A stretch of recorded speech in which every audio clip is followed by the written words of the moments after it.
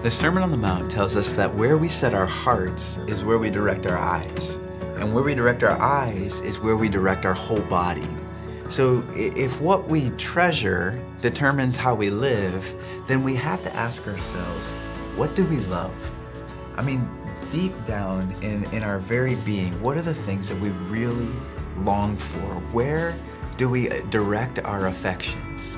Because here's what I think happens in our culture all the time is that the world sets its heart on accumulation and consumption. I mean, two of the first words we've learned as children, and I think get edified in us over time, are mine and more.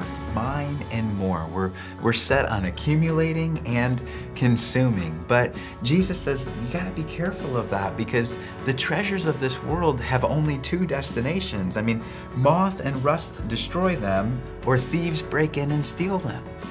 So the outcome of mine and more is always destruction, something being broken or something being stolen.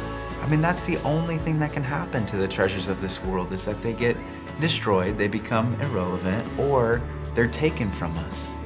And so Jesus says we gotta think differently about how we're directing our hearts, because where our treasure is, that's where our heart is. The thing we long for is what we set our heart toward. And the things that we set our hearts towards are what we look for. And when we're looking for something, we act in such a way as we strive to attain that. And so he says, be careful where your hearts are directed. In fact, you've gotta set your heart to the things of God. We have to devote ourselves to one master only because you can't serve two masters. And specifically in this portion of the Sermon on the Mount, he's saying, be careful that you don't set your heart toward wealth, that you don't set your heart toward consumption. Because the truth of the matter is that this consumer culture will consume you. But if we set our hearts toward the true master, if we set our hearts toward the eternal treasure, we won't be consumed, we'll be released. Eternal treasure will release us.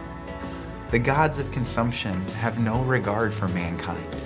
While the God of creation, the true God, the God who's turning this world upside down in the midst of this teaching, the God represented in the person of Jesus, he looks upon us with great affection.